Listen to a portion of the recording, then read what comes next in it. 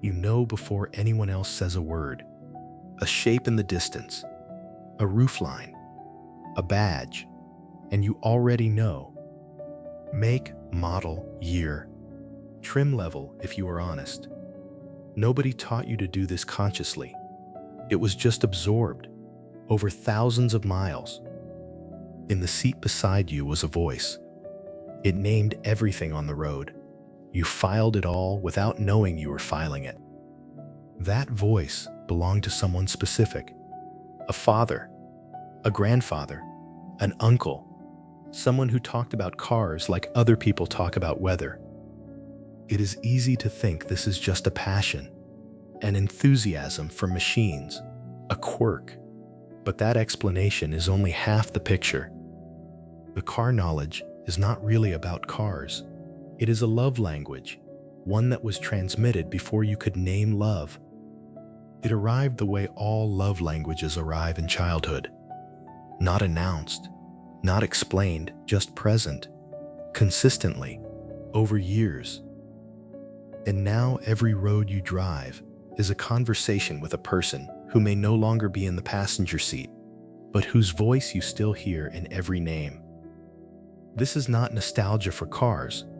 This is an inheritance, still being carried, every day, on every road. People who know every car on the road were taught by someone who loved them in the language they had available.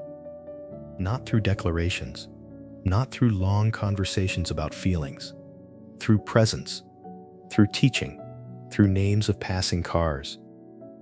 And the people who received that language carry it everywhere now, not as a hobby, as a living piece of someone. For most people, this knowledge begins young, sitting beside someone in a car before they can read, often before they can write. The research on implicit memory tells us knowledge absorbed through emotional connection roots deeper than anything formally taught. It is why people who grew up with a car person do not remember learning the names. They just always knew, the way you always knew family. For many people, this teacher was a father, someone who showed love through knowledge and presence, through Saturday mornings and long drives and the language of engines. For others, it was a grandfather, or an uncle, or an older brother, someone whose world included cars and included you. The specific thing that got transmitted was not just knowledge.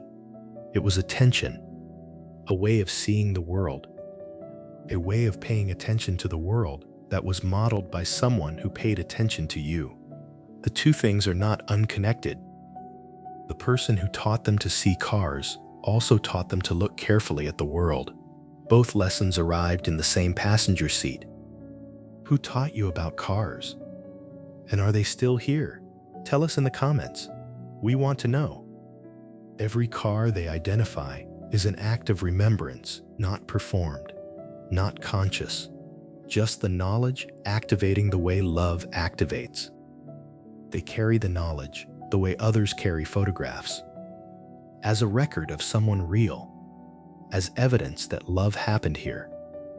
The car knowledge is a form of implicit memory, stored in the body, in the pattern recognition system, in the part of us that never forgets what mattered. This is why seeing a specific car can stop you mid-thought. Not because of the car, because of who comes with it. The specific make, the specific model, the specific year, carrying the specific person inside it.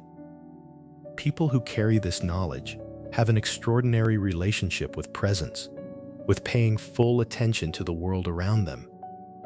They are the person who notices the detail everyone else drove past. Not because they are trying to, because they were formed to. They have a relationship with history, with the years encoded in a grill, with the story that a chassis tells. They can give a stranger directions by the cars they name as landmarks. They narrate the world in a language they love. This is a gift, a way of being in the world that is richer for the noticing, and it was handed to them before they could choose it. Have you ever named a car out loud and immediately thought of the person who taught you that name? Tell us what that feels like. someone needs to read your answer. For many people who know every car on the road, the person who taught them is no longer here to know it with them.